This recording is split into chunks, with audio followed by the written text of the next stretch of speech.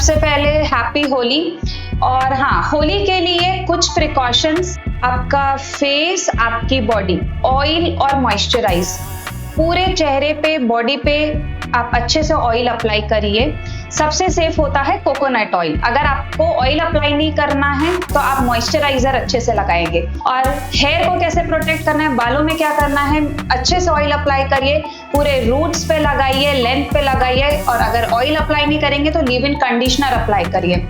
जो petroleum jelly आता है वो आप अपने लिप्स पे लगाओ, ईयर्स पे लगाइए, नेक पे लगाइए। नेल पॉलिश, जो थिक वाली ट्रांसपेरेंट नेल पॉलिश होता है वो अप्लाई करिए।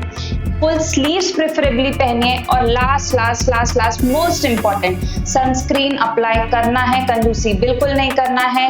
जो भी एक्सपोज पार्ट है, आपका फेस हो, आपका हैंड्स हो, अच्छे से सनस्क्रीन अप्लाई करिए। होली एंजॉय करिए, होली रंगों का त्योहार एंजॉय करिए। आजकल बहुत ऑर्गेनिक कलर्स आ गए हैं, आप ऑर्गेनिक कलर्स यूज करिए। And happy Holi everyone. अगर आप फेस के लिए बेसिक स्किन केयर रूटीन बोलेंगे तो मैं बोलूंगी cleanse, moisturise and sunscreen. Body के लिए तो मैं बोलूंगी कोकोनट ऑयल ही सबसे सेफ होता है। तो cleanse, toner, serum, moisturiser, sunscreen. But ये हुआ स्किन केयर रूटीन। इसके अलावा आपको आपके लाइफस्टाइल का ध्यान देना है। एक्सरसाइज, डाइट बहुत हेल्दी होनी चाहिए। जो बोलते हैं एक plate should be a rainbow diet, her colour होना चाहिए उसमें, रेड होना चाहिए, ऑरेंज होना चाहिए, येलो होना चाहिए, ग्रीन। हेल्दी डाइट होना चाहिए। स्लीप होना चाहिए एडिक्वेट, आप नींद ले, प्रॉपर ले, 6 to 8 आवर्स लें। लेट सोना, लेट जागना नॉट गुड। तो अगर लाइफस्टाइल अच्छी रखेंगे, स्किन केयर रूटीन फॉलो करेंगे तो मेरी जरूरत नहीं पड़ेगी। अगर फिर भी पड़ेगी तो आई एम देयर। हम जब पढ़ाई करते थे तो बोला जाता था कि लेप्रेसी अब नहीं है, बट मैंने ये ऑब्जर्व किया है कि लेप्रेसी अपने एरिया में अभी भी है। तो मैं अभी भी बता रही हूँ, मैं एवरी 3-4 डेज में एक केस लेप्रेसी देख रही हूँ। मैं इतना कॉमन देख रही हूँ लेप्रेसी। इसका कारण क्या हो सकता है? अनट्रीटेड हो रहे हैं, मिसडायग्नोज्ड हो रहे हैं पेशेंट्स। और जिसको बोलेंगे या तो कॉम्प्लायंस नहीं है पेशेंट्स का ट्रीटमेंट के लिए। क्योंकि क्या होता है, लेप्रेसी का ट्रीटमेंट लंबा चलता है, 1 से 2 years चलता है। तो या तो वो प्रॉपर एजुकेट नहीं हो रहे हैं कि उनको इतने दिन ट्रीटमेंट ले रहा है, वो बीच में ड्रॉप हो जाता है, फिर से आ जाता है। तो वो चीज, मैंने एक चीज अपनी छत्तीसगढ़ में देखी।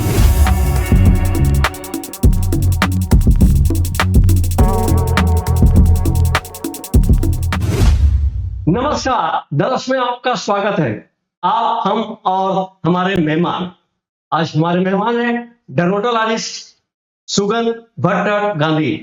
आइए उनसे जानते हैं उनके इस सफर के बारे में। आज वो इतने सफल डॉक्टर कैसे हैं? नमस्कार दोस्तों, सबसे पहले thank you Alok sir for having me here. ऐसे पेशेंट से बात करने और ऐसे सबसे बात करने में बहुत डिफरेंस लगता है, बहुत अच्छा लगता है मुझे। सबसे पहले मैं अपने बारे में ये है कि myself doctor Sugan Bhattar Gandhi. मैं रायपुर की बॉर्न ब्रॉटअप हूँ, रायपुर में ही मैं जन्म ली हूँ। मेरे फादर वहाँ पे पीडियाट्रिशियन है। मैं 10th तक स्कूलिंग रायपुर में की हूँ। उसके बाद 2 साल मैं कोटा में रही, एलएन इंस्टीट्यूट में मैंने पढ़ाई करी। फिर मेरा पीएमटी में सिलेक्शन हो गया और मैं 5 साल मैंगलोर में रही। फिर मैंने पीजी के लिए चली गई। देन मैं एमडी डर्मैट, फिर वहां पे एमडी के बाद मैंने फेलोशिप किया कॉस्मेटोलॉजी में। इस दौरान मेरी शादी भी हो गई। एमडी के दौरान फर्स्ट ईयर में थी मैं जब मेरी शादी हो गई।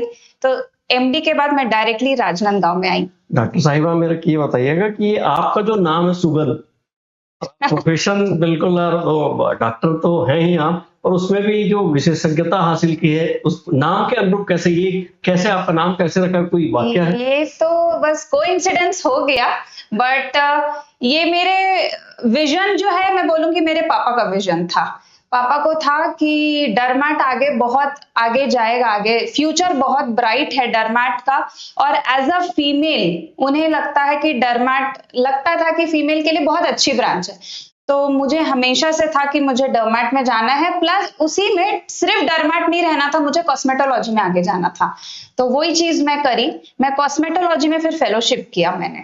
ये वाला ब्रांच जहां तक मैं समझता हूँ बहुत टफ है, मतलब बहुत हाई इसका परसेंटेज आता है। ये ब्रांच आपने कैसे सफलता प्राप्त की, इस ब्रांच के बारे में?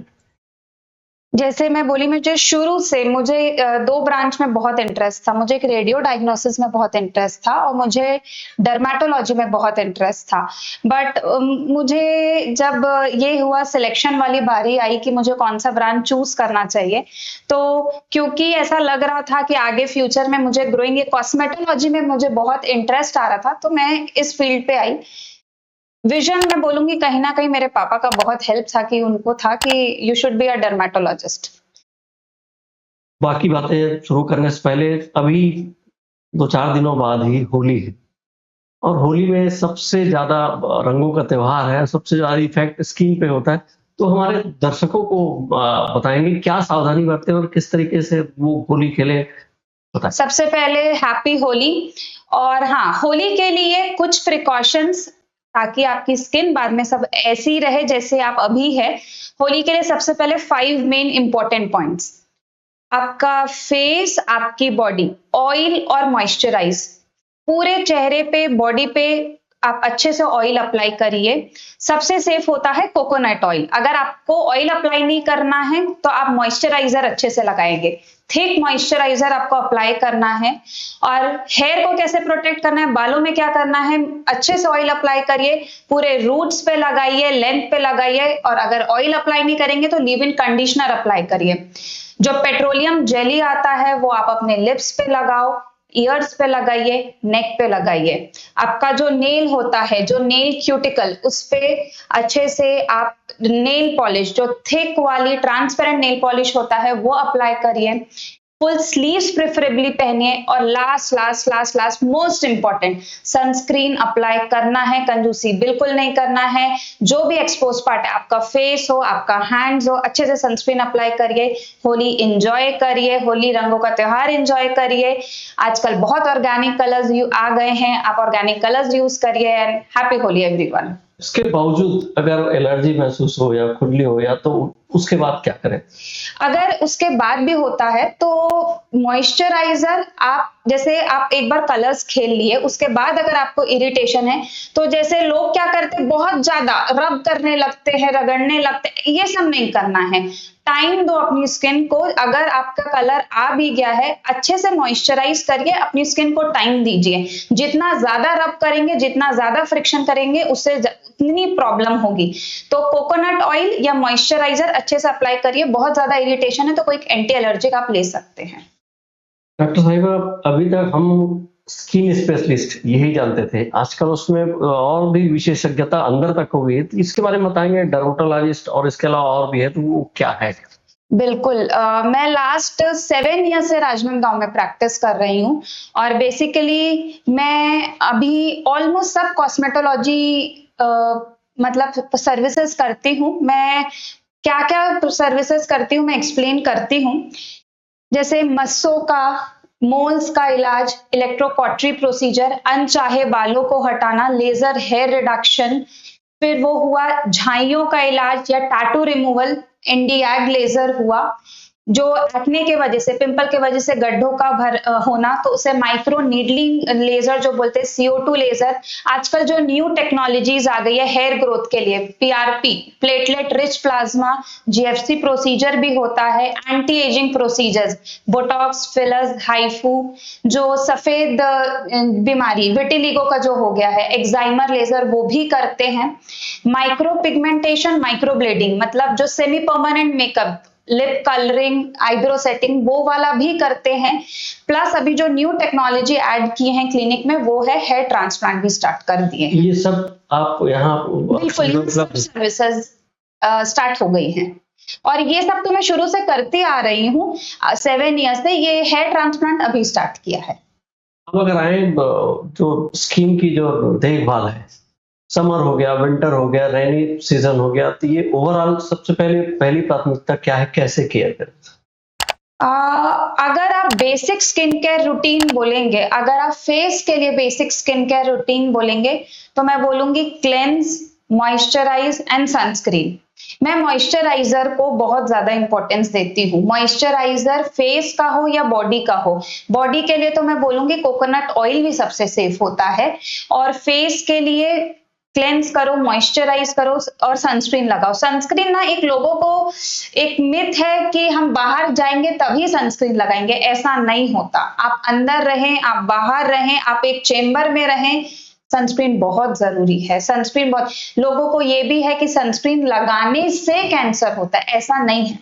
सनस्क्रीन लगाने से कैंसर से आप बचते हैं, ब्लू लाइट से बचते हैं, तो सनस्क्रीन बहुत जरूरी होता है। और अगर आजकल जो न्यू चीज चल रही है, मैं बहुत डीप में नहीं जा रही हूँ, बट टोनर और जो सीरम, तो cleanse, toner, serum, moisturiser, sunscreen. But ये हुआ स्किन केयर रूटीन। इसके अलावा आपको आपके लाइफस्टाइल का ध्यान देना है। एक्सरसाइज, एक्सरसाइज करना है, वो आपका भी डांस, योगा, को जुम्बा पसंद है, आपको वॉक पसंद है, अपने आप को 20 मिनट्स देना है, बहुत जरूरी है। डाइट बहुत हेल्दी होनी चाहिए। जो बोलते हैं एक plate should be a rainbow diet, her colour होना चाहिए उसमें, रेड होना चाहिए, ऑरेंज होना चाहिए, येलो होना चाहिए, ग्रीन। हेल्दी डाइट होना चाहिए, स्लीप होना चाहिए एडिक्वेट, आप नींद ले, प्रॉपर ले, 6 to 8 आवर्स लें। लेट सोना, लेट जागना नॉट गुड। तो अगर लाइफस्टाइल अच्छी रखेंगे, स्किन केयर रूटीन फॉलो करेंगे, तो मेरी जरूरत नहीं पड़ेगी। अगर फिर भी पड़ेगी तो आई एम देयर। तो थोड़ा रूटीन अच्छा रखना चाहिए। अब डॉक्टर साहिबा, अब मौसम में है, अभी गर्मी का मौसम चल रहा है, क्या सावधानी बरतें? सबसे पहले स्टे हाइड्रेटेड, पानी का इंटेक बढ़ाएं आप अपना। पानी बहुत अच्छे से पिए, 3 to 4 लीटर्स तो पीना ही है। हाइड्रेशन बहुत ज्यादा जरूरी है। और अगर स्किन केयर में बोलेंगे तो यूज सनस्क्रीन, वो बहुत ज्यादा जरूरी है। और अगर आप अपन जाएंगे बरसात में, तो बरसात में सबसे ज्यादा जो अपन क्या सबसे कॉमन है वो फंगल इन्फेक्शन। तो डस्टिंग पाउडर यूज करना है, टाइट कपड़े अवॉइड करना है, जैसे वो कोई भी हो, कोई भी स्किन फोल्ड हो तो वहां पे डस्टिंग पाउडर यूज करें। अब ठंड के मौसम में सबसे ज्यादा मॉइस्चराइजर जरूरी है। अगर मॉइस्चराइज अच्छे से करेंगे तो आधी तो स्किन बीमारियां वैसे ही नहीं होंगी। जो पेशेंट्स एक्जिमा वाले हैं, सोरियासिस वाले हैं, उनके लिए तो मैं बोलूंगी 12 महीना मॉइस्चराइजर अच्छे से अप्लाई करो, आपकी स्किन डिसीज ही नहीं बढ़ेगी। पर ये आम देखें, आम लोग जब मर्द बढ़ जाता है, तकलीफ बढ़ जाती है, उसके बाद में ये हल्के में लेते हैं, जैसे खुजली हो रही, ये हो रही है, तो लोग खुजली में, उसके बारे में आप क्या कहना चाहेंगे? मैं उसी के लिए बोल रही हूँ, जो ये बेसिक मैंने बोला, मॉइस्चराइजर को बहुत ज्यादा इंपॉर्टेंस दें, उसको समझे। मॉइस्चराइजर एक क्या करता है, आपके लिए एक बैरियर का काम कर रहा है। अगर आप मॉइस्चराइज रखेंगे, कोई चीज आपके स्किन के अंदर जाएगी नहीं, तो आपको बीमारी होगी नहीं। अगर आप मॉइस्चराइज अच्छे से रखेंगे तो आपको आधी स्किन बीमारी होगी नहीं। 12 महीने खुद को मॉइस्चराइज रखिए, आपको आधी स्किन डिसीजेस नहीं होंगी। जो एक्जिमा वाला पार्ट है, सोरियासिस, ड्राई स्किन के वजह से पार्ट है, एटोपिक वाला पार्ट है, वो आपको होगा नहीं। खाने के मामले में स्किन का जो ग्लो है वो रहे, तो खाने के मामले में दर्शक खाने के लिए ना थोड़ा डिफरेंट होता है। जैसे अब कई जो अभी यंगस्टर्स मैं बोलूंगी, तो जैसे पिंपल हो गया, तो बिल्कुल जैसे जंक फूड एकदम हाइप्ड है, आजकल ट्रेंड है, बिल्कुल ट्रेंड है। जंक फूड को बहुत ज्यादा वो हो गया। आपको जंक फूड पे, ऑयली फूड पे, जो भी हाई शुगर वाले फूड पे, हाई कैलोरी इनटेक, इवन बहुत ज्यादा मिल्क प्रोडक्ट्स भी हम अवॉइड करने बोलते हैं। हाँ, ये सब चीजों को कट डाउन करना ही पड़ेगा, क्योंकि ये सब चीजों से एक्ने वाला पार्ट भी बढ़ेगा। इनफैक्ट एक और चीजें जो आजकल टीन्स में हो गया है, फीमेल्स में एवरी थर्ड गर्ल पीसीओडी सफर कर रही है। पीसीओडी, पॉलीसिस्टिक ओवेरियन डिसीज, जिसमें क्या हो रहा है, डाइट ठीक नहीं है तो उसे वेट बढ़ रहा है, वेट बढ़ रहा है, ये बहुत ज्यादा। इसके बारे में थोड़ा सा बताएंगे दर्शकों को। जो पीसीओएस मैंने बोला, पीसीओएस और पीसीओडी एवरी थर्ड लड़की सफर कर रही है, क्योंकि उनको पीरियड्स की प्रॉब्लम हो गई है, इरेगुलर पीरियड्स हो गए। बट कहीं ना कहीं ये सब लाइफस्टाइल का है। आपकी डाइट प्रॉपर होनी चाहिए, आपका ये जंक फूड होना, एक्सरसाइज नहीं होना, फिजिकल एक्टिविटी, सब उसके वजह से। आप अपनी लाइफस्टाइल मैनेज कर लीजिए, आपकी आधी चीजें ठीक हो जाएंगी। डॉक्टर साहिबा, आजकल जो ट्रेंड चल रहा है उसमें रात जगने का, नींद पूरा नहीं लेने का, उसका सबसे बड़ा असर किस पे पड़ता है, बताएंगे? मैं वही चीज बोल रही हूँ कि स्लीप बहुत ज्यादा जरूरी है। जो लेट सोते हैं, लेट जागते हैं, फिर बहुत आपके फेस पे फर्क आता है, फिर लोगों को डार्क सर्कल की प्रॉब्लम है, लोगों को ग्लो इश्यूज है, सब कुछ है। तो रात में लेट सोना, लेट जागना नहीं ही अच्छा है, और 6 to 8 आवर्स जो कंटिन्यूस स्लीप बोलते हैं वो बहुत जरूरी है, आपके स्किन के लिए जरूरी है और आपके माइंड के लिए भी, हेल्दी माइंड के लिए भी बहुत जरूरी है। आप लगातार अपने क्षेत्र में कुछ नया करने की कोशिश कर रहे हैं, नया करते जा रहे हैं। कॉस्मेटोलॉजी खासकर इस एरिया में ऐसे कोई विशेषज्ञ नहीं है, उसके बारे में बताएंगे, है क्या? जब मैं यहाँ आई थी, जब 7 इयर्स पहले, तो मेरा यही था, क्योंकि इस एरिया में अराउंड कोई भी कॉस्मेटोलॉजी प्रैक्टिस में नहीं था, कोई भी ऐसी प्रैक्टिस नहीं कर रहा था, तो मेरा यही था कि एटलीस्ट यहाँ के लोग और आसपास के लोग को इतना ट्रैवल नहीं करना पड़े, और कोई एक बार मेरे सेंटर में आए तो उसको स्किन रिलेटेड तो सब सर्विसेज मिलनी चाहिए। ऐसा नहीं होना चाहिए कि नहीं ये नहीं करते तो आपको उधर जाना पड़ेगा। तो बस शुरू से वो ही ध्यान में था कि मुझे मेरे काम में मुझे हर चीज प्रोवाइड करना है, तो मेरी कोशिश यही रहती है कि अगर कोई भी न्यू टेक्नोलॉजी आ रही है या न्यू लेजर, वो मुझे यहाँ स्टार्ट करना है। डॉक्टर साहिबा, एक आम जो चर्चा है, लोग बोलते हैं, उसमें क्या सही बात है आप ही बताएंगे। ये जो स्किन विशेषज्ञ के पास जाओ, वो दवाइयाँ हैं बहुत महंगी आती बिल्कुल सच बात है। क्या होता है, ये एकदम सच है और ये गलत भी नहीं है। स्किन मेडिसिन कॉस्टली है। क्या होता है, स्किन को एक लग्जरी ब्रांच माना जाता है। स्किन को एकदम आप रूटीन, जैसे अगर आप बोलोगे कि कोई एक्जिमा और सोरियासिस का ट्रीटमेंट महंगा है, बिल्कुल महंगा नहीं है। आप अगर रेगुलर में बेमची को ट्रीट करना है, एक्जिमा को ट्रीट करना है, वो महंगा नहीं है। पर जहां वो आया फेस की बारी, जहां वो आया पिंपल और ग्लो, वो लग्जरी हो गया। वो एसेंशियल्स में नहीं होता है, वो आपका लग्जरी है। बिल्कुल कॉस्टली आता है वो, बट ऐसा है कि बेसिक स्किन केयर रूटीन में, बट फिर भी मैं बोलूंगी अगर वो उतना कॉस्टली नहीं जाएगा, अगर आप बेसिक अपना फॉलो करेंगे, अगर आप लाइफस्टाइल ठीक रखेंगे, बेसिक स्किन केयर रूटीन ठीक करेंगे, तो ये चीज इतना आपको कॉस्टली नहीं लगेगा। But no doubt skin care is a bit costly, but ये लग्जरी ट्रीटमेंट माना जाता है। डॉक्टर साहिबा, एक जिज्ञासा है कि छत्तीसगढ़ में एरिया वाइज, आप रायपुर में पढ़े हैं और भी जानते होंगे, राजनांदगांव एरिया में एरिया वाइज ऐसे स्किन से रिलेटेड या कोई डिसीज ऐसा है या नहीं है? आपने इसमें मैंने जो नोटिस किया है, हम जब पढ़ाई करते थे तो बोला जाता था कि लेप्रेसी अब नहीं है, बट मैंने ये ऑब्जर्व किया है कि लेप्रेसी अपने एरिया में अभी भी है। तो मैं अभी भी बता रही हूँ, मैं एवरी 3-4 डेज में एक केस लेप्रेसी देख रही हूँ। मैं इतना कॉमन देख रही हूँ लेप्रेसी। इसका कारण क्या हो सकता है? अनट्रीटेड हो रहे हैं, मिसडायग्नोज्ड हो रहे हैं पेशेंट्स, और जिसको बोलेंगे या तो कॉम्प्लायंस नहीं है पेशेंट्स का ट्रीटमेंट के लिए। क्योंकि क्या होता है, लेप्रेसी का ट्रीटमेंट लंबा चलता है, 1 से 2 इयर्स चलता है। तो या तो वो प्रॉपर एजुकेट नहीं हो रहे हैं कि उनको इतने दिन ट्रीटमेंट ले रहा है, वो बीच में ड्रॉप हो जाता है, फिर से आ जाता है। तो वो चीज, मैंने एक चीज अपनी छत्तीसगढ़ में देखी कि जो हम पढ़ते थे कि अब लेप्रेसी नहीं है, कम क्या है, वो तो सरकार का तो यही कहना है। बिल्कुल नहीं। मैं आपको बता रही हूँ, मैं एवरी 3-4 डेज में एक लेप्रेसी केस देखी। काफी इसका कारण क्या लगता है? मैं ये केसेस, मतलब मेरे को है कि, मतलब मैं थोड़ा रिपोर्टिंग भी कर रही हूँ कि लेप्रेसी केसेस अभी भी हैं। अब आगे क्या करना चाहते हैं? क्या लोगों के लिए क्या आपकी सोच है?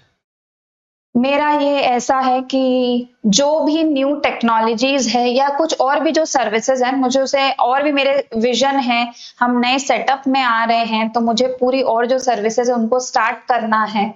तो पूरा हेयर रिलेटेड, मैं जो एक हेयर ट्रांसप्लांट मेरा था उसको भी हमने स्टार्ट कर दिया है। एक जो लाइपोसक्शन वाला पार्ट है, जो फैट वाला पार्ट है, आजकल जो बेसिकली ट्रिमिंग, जो स्लिमिंग वाला पार्ट हो गया है, तो उस पार्ट को मैं स्टार्ट करूंगी। आप कम उम्र में ही काफी कुछ विशेषज्ञता प्राप्त कर चुके हैं और भी कर रहे हैं। जिज्ञासा आपकी शानदार है, प्रशंसनीय है। हमारे युवा जो हैं, आना चाहते हैं, इस फील्ड में आना चाहते हैं, युवाओं को क्या संदेश देंगे? अपने फील्ड में बेस्ट रहिए, अपने फील्ड को एंजॉय करिए, जो करोगे दिल से करिए, और हमेशा हमेशा हमेशा आगे बढ़ते रहने का सोचिए, और हमेशा ही आगे बढ़ना है। अब शरीर का सबसे महत्वपूर्ण स्किन, उसके आप विशेषज्ञ हैं, तो एक स्किन विशेषज्ञ का जो उसमें संबंध में क्या कहेंगे आप दर्शकों को, हम क्या संदेश देंगे? स्किन के लिए मैंने जैसा कहा कि basic skin care routine, basic healthy lifestyle रखो, फिर मेरी जरूरत नहीं पड़ेगी। अगर फिर भी है तो आई एम ऑलवेज देयर। मैं शाइन स्किन क्लिनिक डॉक्टर सुगंध गांधी बसंतपुर में मैं प्रैक्टिस करती हूँ। फेसबुक, इंस्टाग्राम सर हैं, आप कहीं से भी मुझे कांटेक्ट कर सकते हैं, कुछ भी हो बिल्कुल मिल सकते हैं आप मेरे से। डर्मेटोलॉजिस्ट सुगंध भट्टर गांधी जो बता रही थी कि मेरी जरूरत ना पड़े इसके लिए क्या क्या करना चाहिए और कैसे रहना चाहिए। उम्मीद है आप जरूर समझे होंगे और वैसा करेंगे भी। नमस्कार। Thank you.